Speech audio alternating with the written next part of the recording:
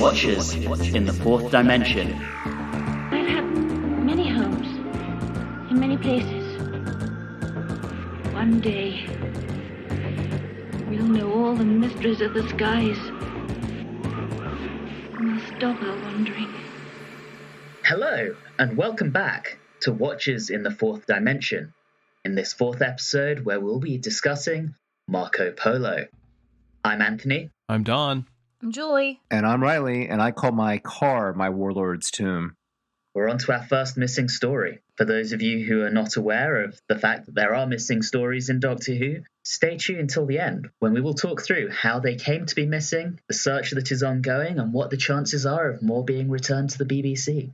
As we start thinking about Marco Polo, this is an interesting story. It's really the first pure historical that we get, and as such, it's not hugely influenced by what was going on at the time. So somehow this week I feel like the various events that were going on as part of the Cold War and in the civil rights movement in the US are actually somewhat irrelevant. Well, I think this is just your straight up goal of Sidney Newman. This is your classic educational episode. Yeah, and what I find interesting on that, to your point, Reilly, is while we get some history, we also get a couple of very basic science lessons in this as well. Beyond that, looking at what was going on behind the scenes, the main production team was still in place. We have the original cast still there as well. We do have our first appearance of John Lucarotti, who wrote this story, and he will be back. And wasn't he pulled in particularly to do this by Sidney Newman because of like a Canadian connection? He was. They've worked together at the Canadian Broadcasting Corporation. And if I recall correctly, he had actually come over to the UK at the same time as Sidney Newman and worked with him at the Associated Broadcasting Corporation, ABC. And I think he wrote on The Avengers as well, which, of course, Sidney Newman actually spearheaded. Yeah, there's definitely a strong connection between the two of them. Behind the camera here, we have the return of Waris Hussein, who, of course, directed the first 4 episodes of the show. And for one episode only, episode 4, The Wall of Lies, that was directed by John Crockett. So there's a slight discontinuity in direction there. And I believe he would actually come back with some ideas for later serials, although I don't think he directed anything else. With that, the 10-second plot summary this week is actually with yours truly for the first time. In this episode, our heroes meet Marco Polo, who turns out to be the dumbest wise man in history, who takes the TARDIS from them and plans to give it to Kublai Khan, forcing our heroes on a 2-month journey across the desert. In the meantime, the obvious villain is obvious to everyone except Marco, who, despite the villain's constant scheming, only seems to notice at the end when the villain attempts to kill Kublai Khan. Good job, Marco. I was surprised he noticed even then. I mean, I was kind of thinking he might continue to give him the benefit of the doubt. I'm sure at that point he could have rationalized that it was still a ploy by the TARDIS crew to discredit Tigana. Tigana will not be remembered highly in Doctor Who villaindom. No, he will not. Strangely, though, Darren Nesbitt, who played Tigana, will actually come back in a Big Finish audio produced in the early 2000s called Spare Parts. While Tigana will be forever forgotten, Darren Nesbitt will actually come back to Doctor Who. I know, certainly for Julie, this is her first time experiencing this serial. Boy. Don, Reilly, either of you on this one before? I haven't. No, I think when I watched the first Doctor, I think I tried to give this one a shot, and then the reconstruction just kind of killed me the first time. So. Yeah, I'll be honest and say I think the last time I did this one, I did a Doctor Who marathon starting in 2011 and wrapped that up in 2013. And I think I did the narrated audio of this rather than a reconstruction. So this was my first time seeing it in this format. I know that myself, Reilly and Julie all did the later loose cannon reconstruction. Don, I think you used something different, didn't you? I did indeed. I found a channel on YouTube called Who Recons that does these 3D animated reconstructions of all the missing episodes. They aren't perfect, and you miss out on a lot of the costumes and sets that you do get to see in the loose canon reconstructions, but you can also tell that a lot of love and effort went into them, so I can't really criticize them too harshly. Yeah, and I think as we go through these 60s stories, particularly the ones that have missing episodes, it will be interesting to see how we all react to the various ways that the gaps have been filled in. I didn't find it so terrible. I listen to audiobooks every day, possibly hours at a time, so I appreciate getting at least some visualization so I can kind of picture what some of these characters look like. At least the story was intriguing enough that I could get through all 7 episodes. It definitely took me a little while to get through it. I don't think this is something that one could binge watch in a day. I think this is definitely a bit of a slow burner. With the reconstruction, the one that we watch with the stills, the set design and the costumes are really impressive. It was really well done. So what we watched was actually Loose Cannon's second reconstruction. They did one that was about, I want to say about 10 years older than the one we watched, that they actually used the color stills rather than the black and white. So it wasn't quite as true to what you would see on the screen. But seeing the color telesnaps just really showed how stunning all of those locations, all of the sets, all of the costumes really were, because they are just beautiful. I have seen some of the color stills for this episode, and if you look at them and you see how absolutely colorful they are, I mean, just vibrant. And to think that they put all that effort into it, and yet it would be shown on black and white. All right, so we actually, once again, pick off exactly from where the previous serial ended, with the giant footprint in the snow. And was anyone else incredibly disappointed to find out that that was not a Yeti? Extremely. I think I was even more disappointed to find that Ian then came in and was just immediately being rational because he's Ian. I was more disappointed that the Doctor left all of his character development back in the TARDIS. Yeah, that was really odd. It seems like he almost has like a split personality. It's like all the development of the newfound respect and friendship that they have gained through the Edge of Destruction just kind of was forgotten about. It was a very noticeable shift in tone. That really is something that comes back over the course of the story. While he's pretty cranky the first few episodes, by the end he's pretty much taking on the part of the cheerful grandfather. But I was very amused at how in the beginning he was immediately cranky and steps out of the TARDIS and immediately says, "I don't like this place," which really reminded me of something that my 72-year-old father would say. Old man yells at cloud. Exactly. Get off my lawn. Yeah, at the end of the previous serial, he was all excited to go on an adventure and explore their surroundings. But here, as soon as he steps out, he immediately changes his mind and says he has work to do and goes back inside. Yeah, and that led to a really nice kind of flip in previous circumstances. So where in the Daleks we had the Doctor want to go off exploring while Ian and Barbara were very much let's go back to the TARDIS. Here we have the Doctor who stays with the TARDIS and Ian and Barbara want to go off and explore. That was a nice little flip, I thought.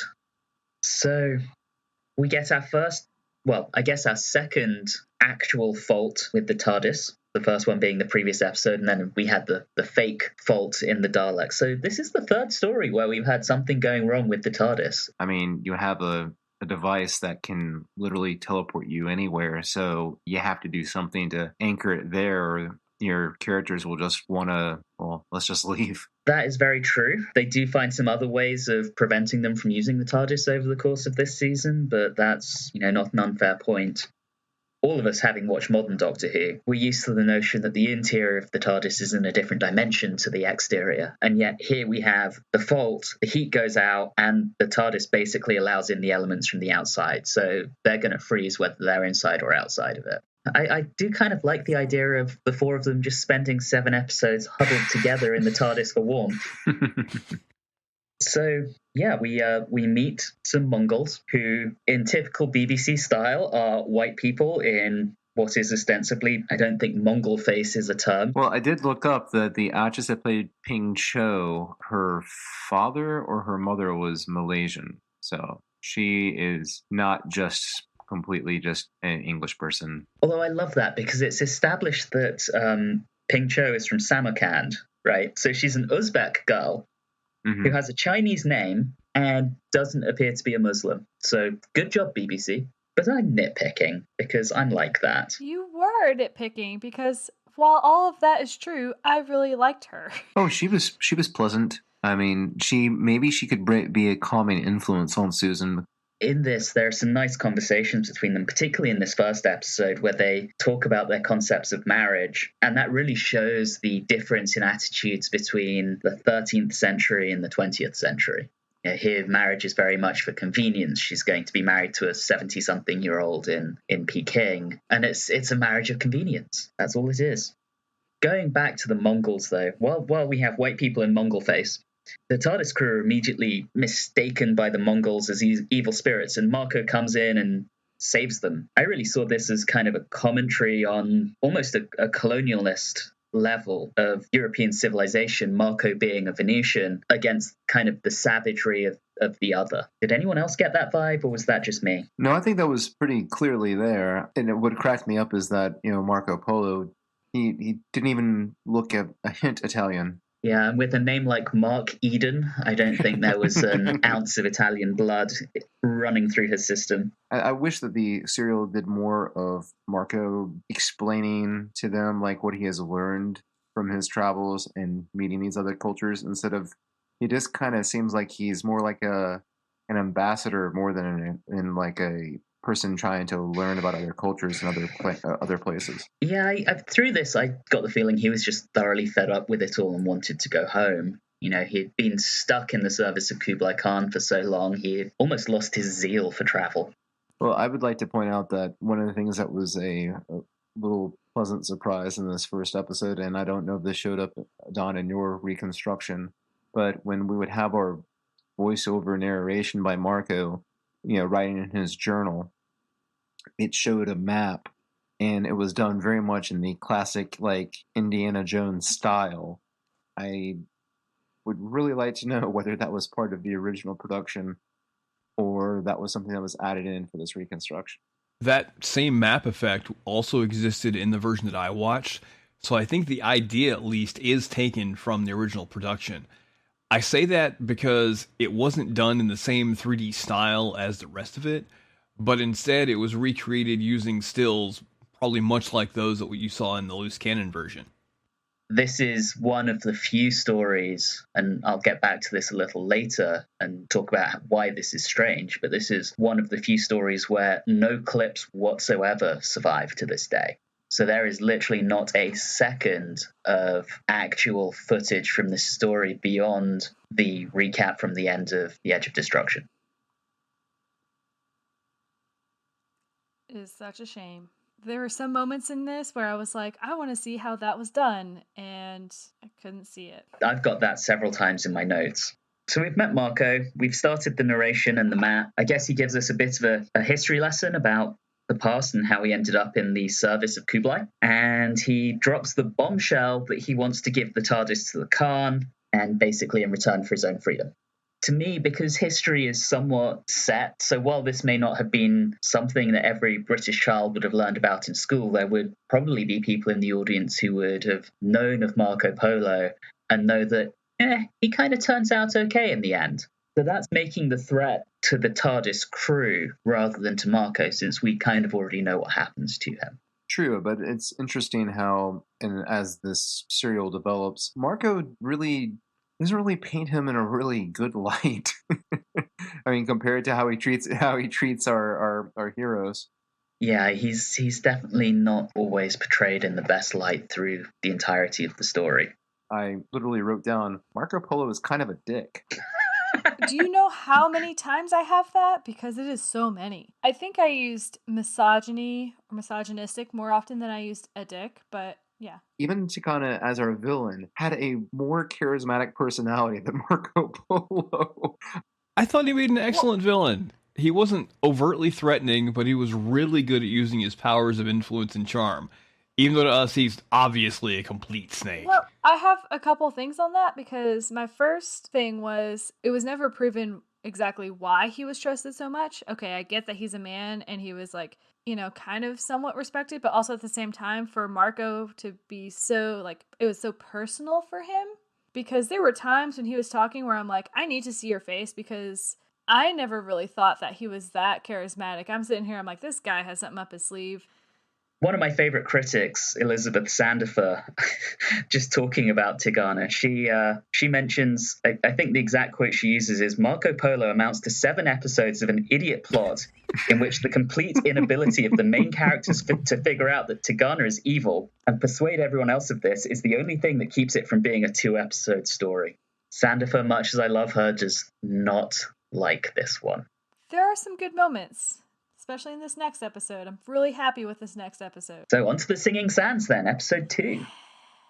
We have the Doctor being difficult and bad-tempered and sulking and hiding himself away. This, you guys will get kind of used to this, but periodically members of the crew will disappear, and that's because they do 42 episodes a year and everyone needs a vacation sometimes. So we have Billy Hartnell off on his first vacation. We continue with our journey. I believe this is the episode where we get reminded of Susan's age and the time period that she is from, because she has to explain fab. Yeah, she becomes a beat girl. I can't really recall any other moments where she was, so this is what's hip right now kind of thing. I feel like Susan gets some opportunities to actually shine in this episode. She absolutely does.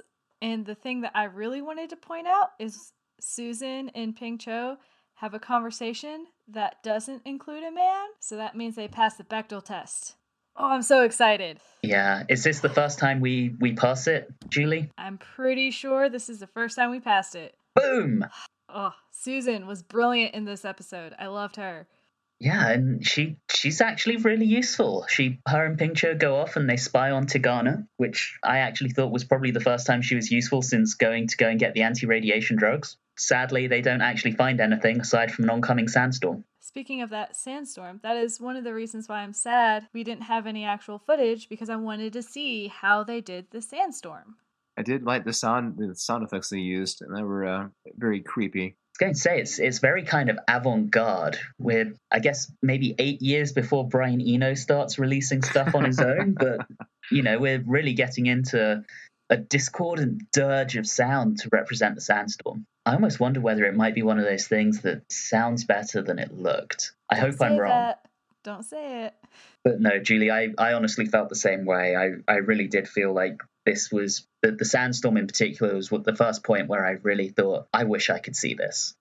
In this episode, Ian has his James Bond line reading in which when he is playing chess with Marco says, "Don't be deceived by it, Miss Wright. The desert is always dangerous." And then Ian so smoothly says, "Like my queen. Check." Such a male thing to do. Ian and Marco seem to get along really well sometimes. I say sometimes. They almost build up this frenemyship. They have this respect for each other, and they really seem to get along. They just have opposing goals through the whole thing. It means they can't quite be true friends. Tease him every now and then. I don't think the character would steal something from a group of people in order to get his freedom. That just doesn't sound like something he would do. No, I don't think he would. I mean, through the entire serial, it's kind of interesting at the end where you're just kind of like, oh, and that's Marco Polo. What an interesting person from history. Like I said before, kind of a dick. I liked how, as he was doing this, he's telling the doctor, oh, it's no problem. You can just come with me to Venice and build another one. That would also depict a sense of inflated ego and overconfidence. Like, oh, well, you claim your machine can, your device can do this. Well, obviously, it's not more advanced than something we can handle in Venice. Of course, at this point in the show's history, we don't know that the Doctor didn't actually build the TARDIS. It's really in this episode that we got hints at Tigana's villainy in the first one, but here we have him really starting to chew the scenery at times. Here he villainously crushes some fruit. What an asshole. I get the feeling, though, he would have been great, if we could see this, because he's creeping around the camp, he's slashing open the water gourds with his plan of basically causing everyone else to die of dehydration while him and his buddies would be perfectly fine. He gets sent off to the oasis and he finds water and he plans just to sit there and shouts at the screen, "Here's water, Marco Polo!"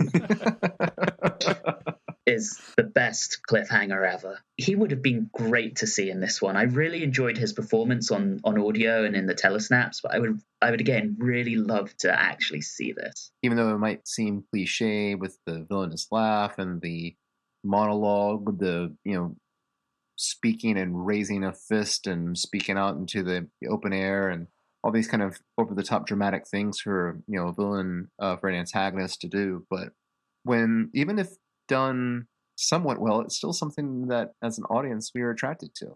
Definitely. So we've talked about Ian, we've talked about Susan, we've talked about Marco, and we've talked about Tigana. Barbara doesn't have a huge amount to do in this episode, but she does say one thing where she describes the TARDIS as a wonderful machine capable of all sorts of miracles. And that, to me, felt very, I guess I'm about to invent a term when I say very Whitakerian. Kind of goes back to what I was saying about David Whitaker and his fascination with alchemy and magic and things like the Order of the Golden Dawn. And that really just brings it back to that and further away from those kind of hard science elements that we saw in the first two serials. I loved that. Episode 3, 500 Eyes.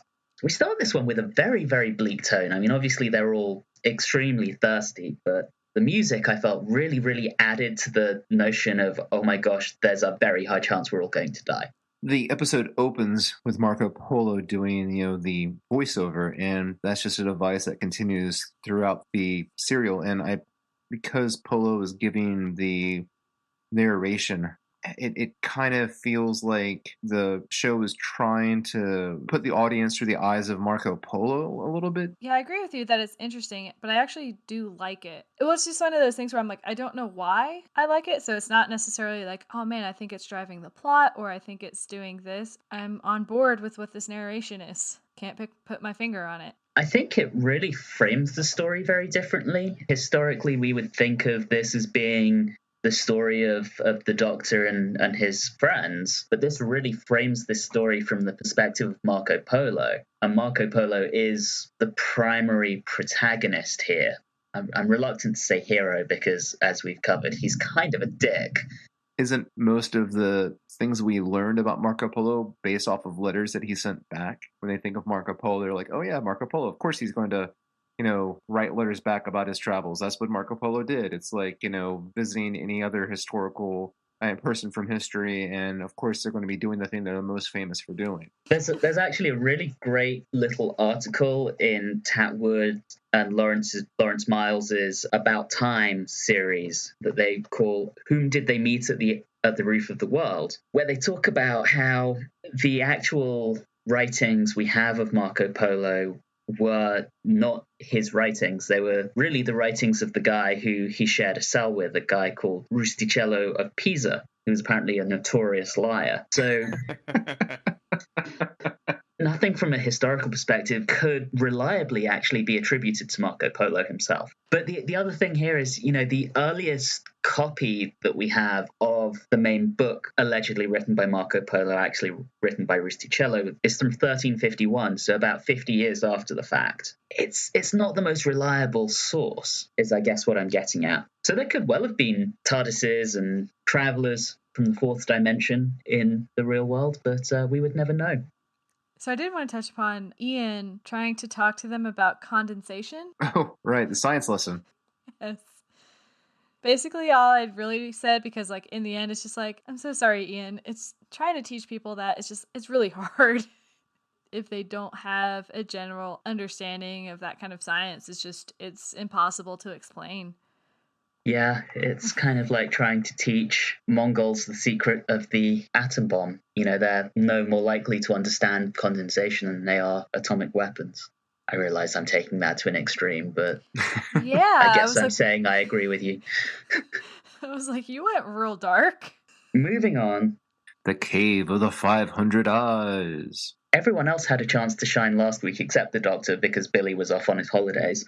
This week we have Barbara having her opportunity to shine and be awesome and Barbara-like. I'm a bit in love with Barbara. I love writing things that say, Ian, listen to Barbara, in my notes. I mean, if everyone else had listened to Barbara, she wouldn't have followed Tigana on her own, got stuck in the Cave of Eyes, caught by Mongols who wanted to kill her. I mean, she's the first one who really, really starts figuring him out and being really suspicious. Susan kind of got there in the previous episode, but Barbara's like, I'm going to get you. So first we have Barbara suspicious, but then we get the lovely Ping Cho doing the storytelling, which again, I really wish I could have watched that part because I love when it's that type of storytelling in like other shows and movies that I've seen. I just think that's a really fun thing. And then we get back to Barbara. That storytelling sequence, I think, is phenomenal. I mean, it really is drawing upon those old kind of oral storytelling traditions that you kind of saw in, I guess my closest point of reference is ancient Greece, but I think that more pertinently, something like the Arabian Nights would have originally been told through. So that's a really nice touch, particularly given that she's from Samarkand, which is modern-day Uzbekistan. I love that. The Mongols who capture her are really quite nasty. They play dice to decide who gets to kill her, and they're laughing, they're taunting her, and it's basically saying, yeah, these guys are bad.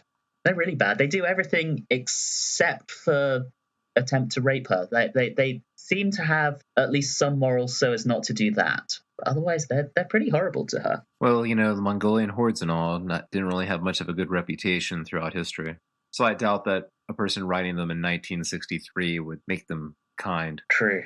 So we head into the cave, and I know from our previous experience of caves in the Daleks, I think it was you, Reilly, it may have been Don, who said that you thought that they were not terribly well realized on screen, but they certainly sound fantastic. I don't know if the Cave of 500 Eyes would have looked fantastic, but the sound we get is very, very atmospheric. But I also thought that the paintings on the wall, I mean, just from the stills, were unsettling. I mean, they were nice and creepy. It was good.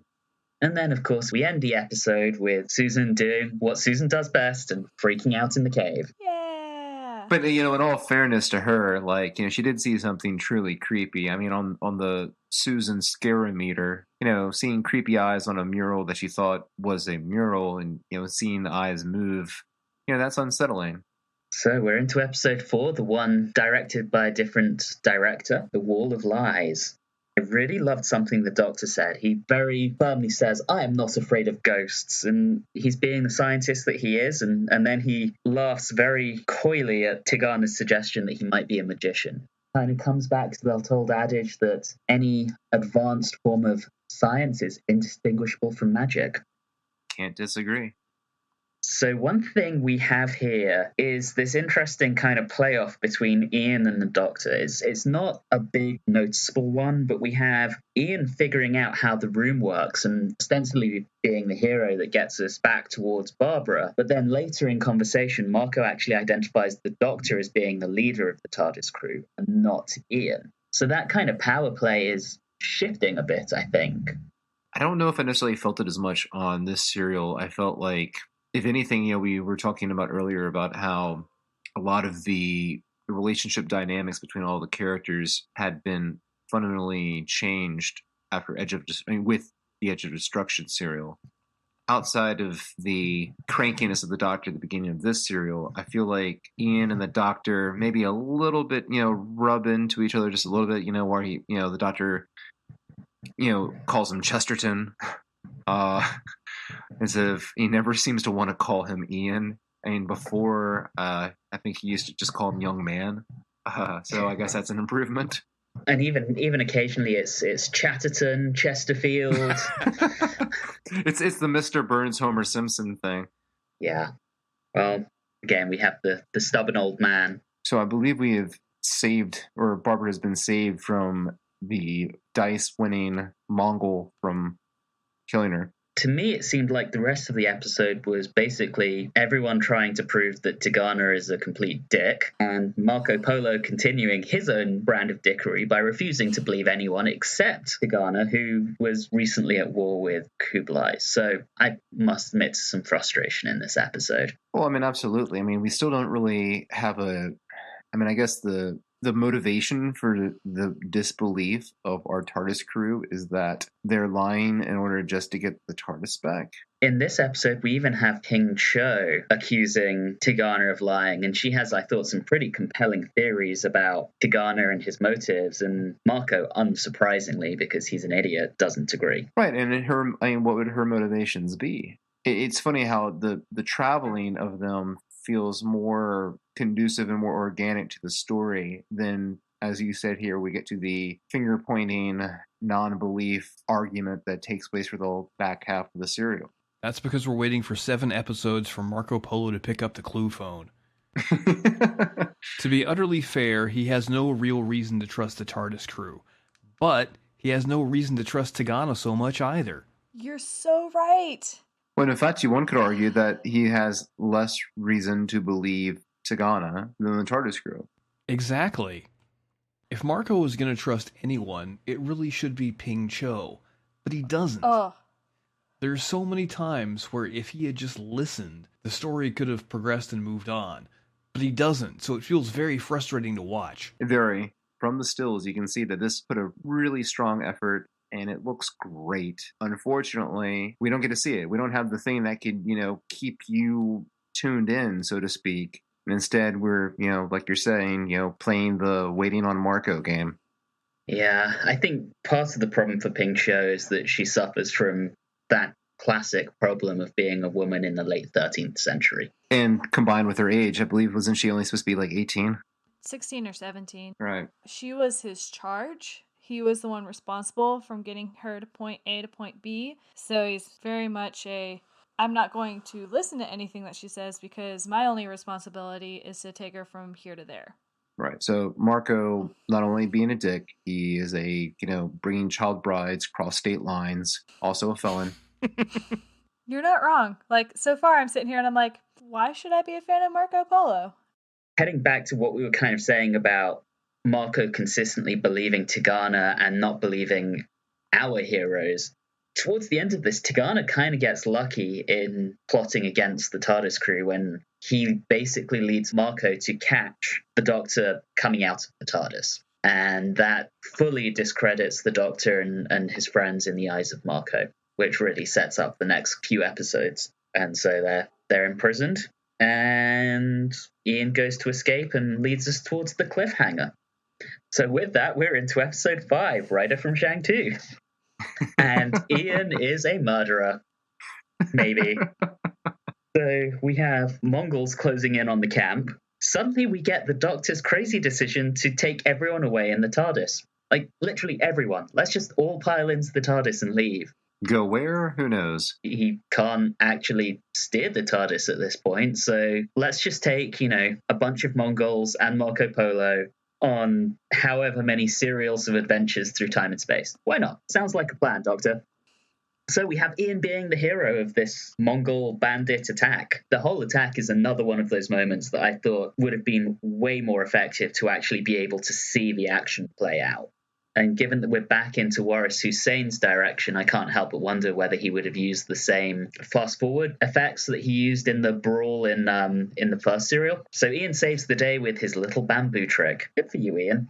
I also enjoy how Ian's outfit becomes more and more extravagant through this serial. This is the beginning of Ian looking ridiculous in very outlandish costumes that will continue with him for many more episodes to come. That is one thing you do miss when watching the 3D reconstruction. Ian, Susan, and Barbara all look like they're dressed to go to a business meeting the entire time. Oh, I was wanting to see Ian in his big coat, but I guess you can't have everything. That's actually one of the reasons, or at least one of the theories among fans as to why this one hasn't been animated yet in an official way by the BBC. And that's because they think that they would have to animate so many more different versions of each of the characters because of the numerous costume changes over the course of 2 or 3 months or however long a period this story takes place over. And like I said, it just backs up my theories. I feel like, maybe, they realize like, okay, we're kind of stringing along here with plot, so what will keep the eyes of viewers? These fantastic costumes. I must say, this kind of reminds me of when I was doing my MA. I took a film history class that was cross-listed with the film program, and we had a mature student who was a woman in her 60s, and in the very first class, we kind of went round and we're asked to introduce ourselves and explain why we chose to take this class. And, she said, "Oh, hello, I'm Heather," or whatever her name is, "and I'm just here for the frocks." Which I just thought was wonderful. I have a question for you guys. Julie and Don, are either of you familiar with the musical Hamilton? Yes. Don? I've heard of it, but I've never actually seen it. So, Julie, you'll get this. So we get the rider from Shang to actually show up and proclaim that he has a message from the Khan. A message from the king. A message. Yes. Yeah, that's exactly what I was thinking of. I'm kind of glad you knew where I was going with that. Absolutely. That cracked me up.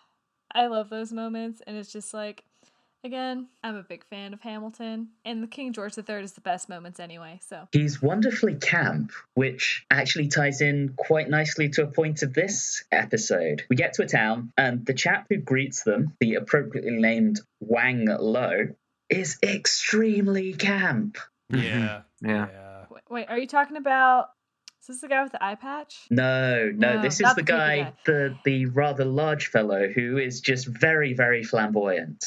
Yes. I think this might be our first extremely camp moment since the "oh yes" in the very first episode. That's 2 on the camp counter. We also have a very, very nice moment between Ping Cho and Susan in this one as well. I think just in general, this story gives some wonderful character development for Susan just by having her talk to and bounce off of Ping Cho. When we were originally introduced to Susan, there were some scenes with her classmates, but you don't really see her interacting with her classmates. This is the first time you actually see her interacting with someone her own age. It was good to have that opportunity, and I thought it was really clever of them to give her a character like Ping Cho to be able to talk to. And of course, their relationship really gives us ultimately the false ending that we have in this episode, where we think that everyone's about to escape. And this is where we get drunk Ian. And it was amazing. And then Susan screams and gets captured. In my notes, I just wrote, "Damn it, Susan." And that was it. I have the exact same phrase in mind, Don. And can we also give a little bit of love to the really superb acting by the little shoulder monkey? My gosh. The super sketchy guy with the eye patch and the monkey? Yeah. That's now the second Indiana Jones reference. Indiana Jones has a guy who I believe also has an eye patch and has a monkey on his shoulder in Raiders of the Lost Ark. Could that guy scream, "I am evil," any more than he does from those photos? I mean, just everything about him. But that monkey was apparently completely untrained and an absolute nightmare to be around on set. Oh, I do not doubt it at all.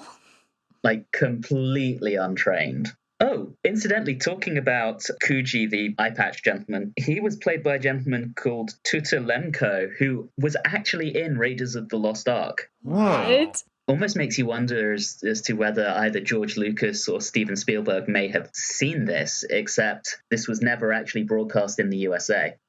Oh, here we go. About the monkey. Apparently it just peed everywhere.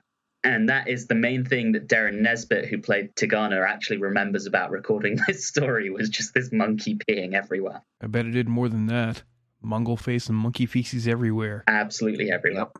So Susan wants to go and say goodbye to Ping Cho just as they're about to escape, which leads to her being captured by Tigana and our aforementioned "damn it, Susan" comments. Good job, Susan. A part of me can't blame her all that much, but then I can. And also, I mean, this has already taken place over several weeks, if not months, so she's obviously built up a very strong friendship and connection with Ping Cho. So I think it's kind of natural that she would want to say goodbye, particularly after promising to. And I think as we move into episode 6, Mighty Kublai Khan, this is something that the TARDIS crew realize, and even the Doctor, because they make the comment of, "So long as you're safe, that's all that matters." And that's what they say to her. They could have escaped, and they're not upset about it. Ping Cho, of course, blames herself and runs away. Tigana is the worst. Tigana is the worst. Not as bad as Marco Polo. I mean, what I loved was, obviously they got the key from somewhere, and it was because Ping Cho stole it. And Ian, being the mostly top chap that he is, tries to take the blame rather than let Ping Cho be blamed. Marco starts asking awkward questions, and Ian obviously, without directly saying it, basically reveals that it wasn't him, and Marco figures out that it was Ping Cho, leading to her running away. It's difficult to get inside the head of a 13th century teenager, but Ping Cho just handing her money over to Kuji was kind of extremely naive. We're back to the Meg Griffin is the worst complex. Right, exactly. And of course, Wang Lo shows up and flamboyantly saves her, basically. Helps her figure out she's been scammed. Nice little side adventure for Ping Cho there. She did well.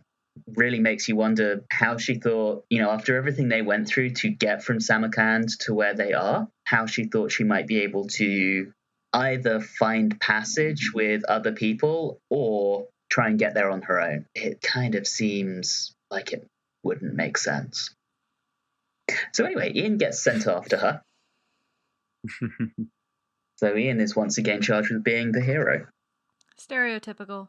I mean, it keeps happening in very early Doctor Who. He really is set up as the hero and not the Doctor, even though we're now starting to get comments about how the Doctor is the leader. He's not the heroic, square-jawed young man. I mean, it almost makes sense, because a man of Ian's age would have, while he might not have necessarily fought in World War II, he would have been someone who had done national service after World War II. So he was someone who was trained on how to fight, either during or after the war. So to kind of have him fill that role makes sense, I think.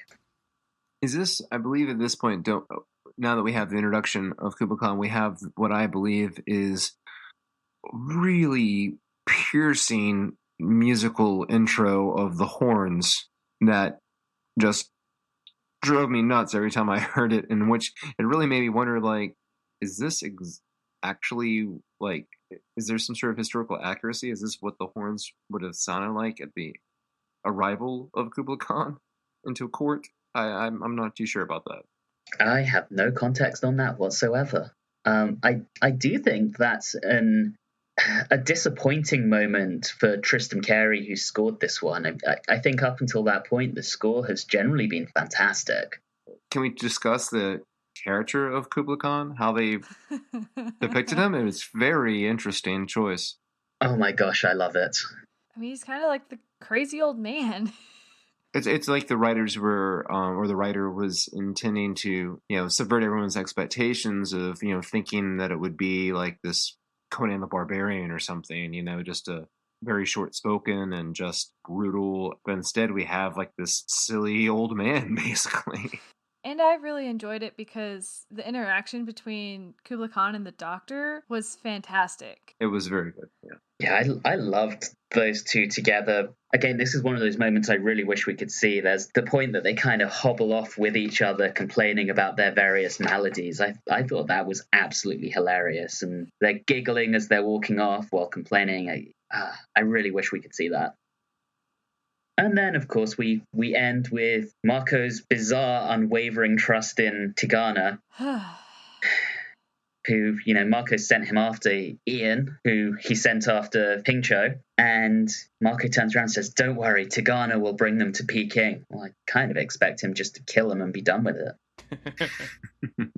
And then at that moment, it pretty much cuts to Kyuju implicating Tigana. Then Tigana shows up and utterly chews the scenery. And then we end with Ian threatening to kill Kyuju, which is, I don't think any of us believe he'll go through with it, but it's still, a strange way to end the episode. What's really interesting, and this is something I find that happens through a lot of the early seasons of Who, is that when you have these long serials, if you look at the run times, oftentimes the last episode of a serial is much shorter than you would expect. It was very clear that there was some padding done. And I think while there are some nice moments in the final episode, it really is just leading up to that final sword fight. Right, and also, and because of the fact that that's something that we've been really feeling like there's been such a delay, it really comes as an anticlimax, in my opinion.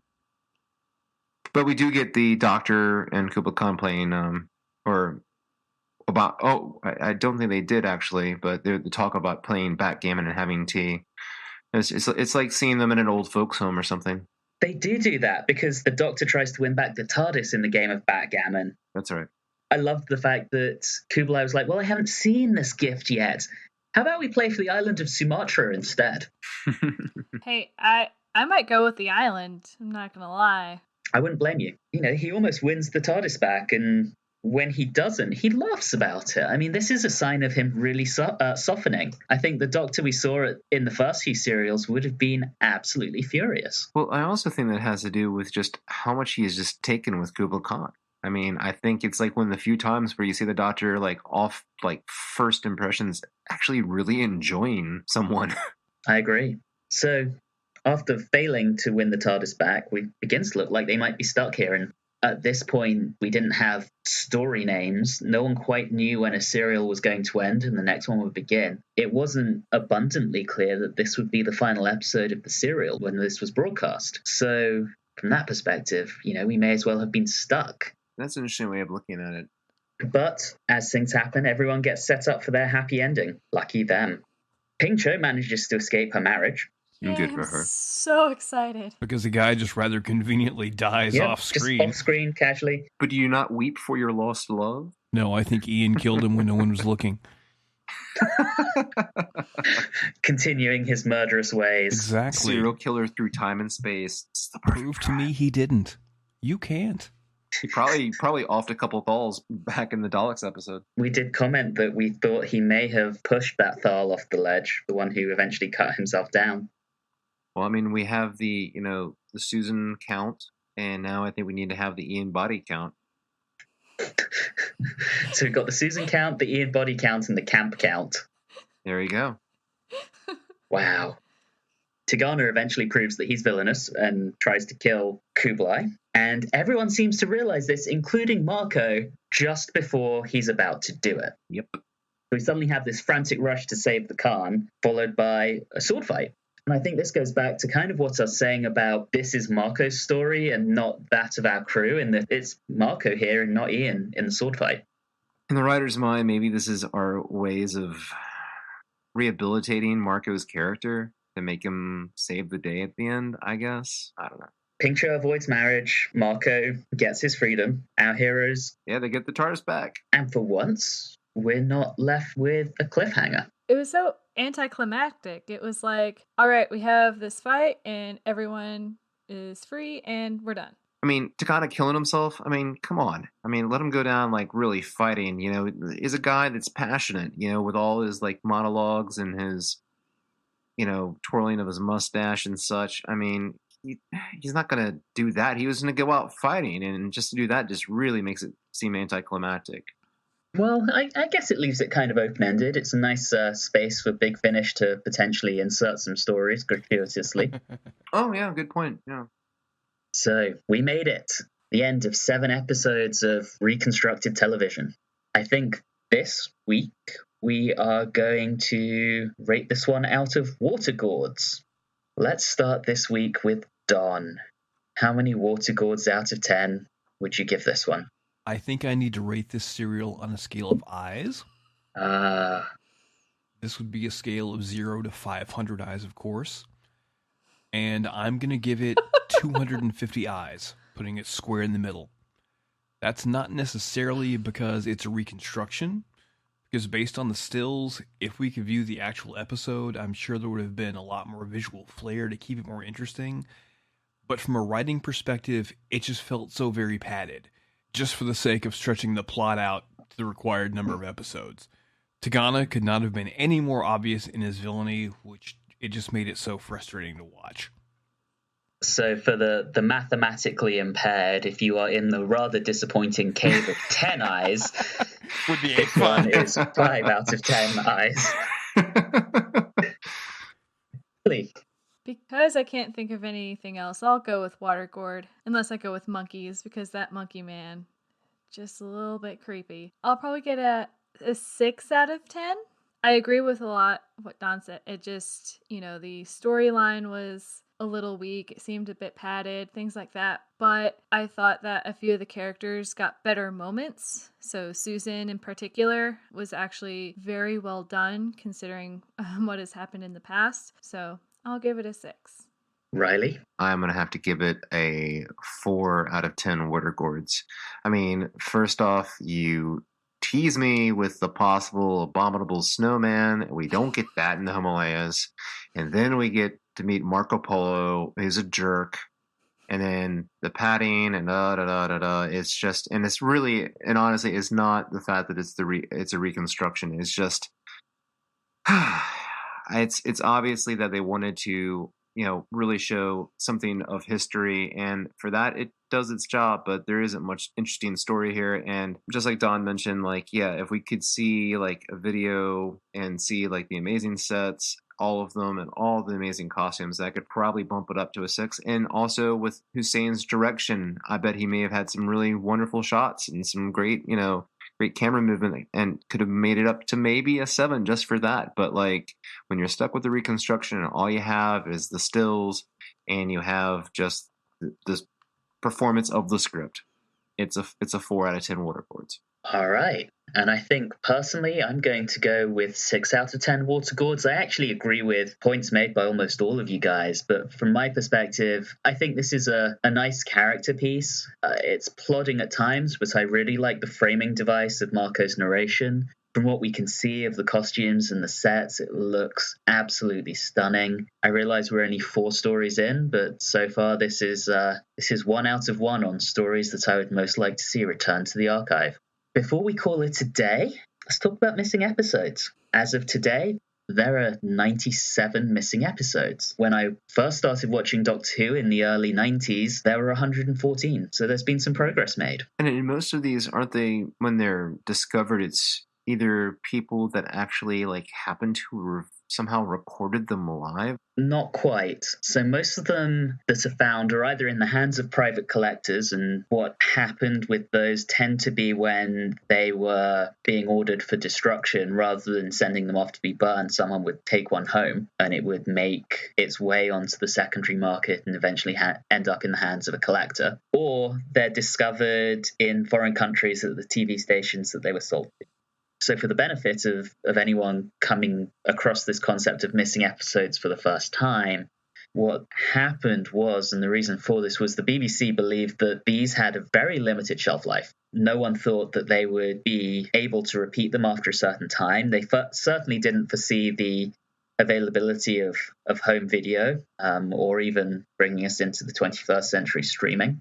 So after a while, they just said, all right, let's destroy them. They're just taking up space in our shelves that we could use for other things. In regards between television and video back in the 40s, 50s, and 60s, between the two art forms, television would be looked down upon compared to film. People could understand like re-releasing something like Gone with the Wind, but no one would believe the idea that viewers would want to rewatch television. And we're not there yet, but bluntly, I'll go ahead and say this: no one wants to rewatch The Space Pirates. I mean, I've heard it. No one wants to rewatch that. So I can kind of see why they're thinking. And this wasn't an exclusively British phenomenon. This happened in the US. Some of the early Super Bowls are missing, as an example. There was no love of things being retro in the 1960s. No one was like, oh man, I really would like to listen to a radio show from the 1940s right now. Yeah, there's a lot of radio that's still out there. I think radio was saved more often than TV. And, things like all of FDR's Fireside Chats, all of them are available. I believe that, yeah, when you were talking about for American television show, I believe The Honeymooners was the television show that had many lost episodes. I remember those being advertised or being mentioned as being lost, and I think maybe they had been found, but there was a period for a while where that show was missing several episodes. Yeah. Certainly when the BBC realized that this was, their back catalogue was something that could potentially be exploited for home video or potential resale overseas again, it was the late 70s. And that's when they started putting out appeals to get material returned. So you start seeing this slow trickle. When they originally audited their film archives in 1977, they only had 47 episodes of Doctor Who from 1963 through to that time that were actually still in existence. Wow. But that was just the film library. They had an engineering department that had a lot of them. They had BBC Enterprises had a film vault. National Film and Television Archive had a bunch of episodes. So they put together an official archive. As a result, they started getting some returns. And they kind of trickled in, and, as they reached out to other countries and private collectors and the British Film Institute, they started getting a slow trickle. In some places, they got full stories. In others, they would just get the odd episode, which is why we have, for example, 4 out of 6 episodes of The Reign of Terror. And the good news is, in recent years, there's been an even more concerted attempt to actually go and find them. In the late 2000s, a gentleman called Phil Morris, realizing that no one had actually physically been to any of these former British colonial countries that were sold Doctor Who, decided, you know what, I'm going to go and physically look.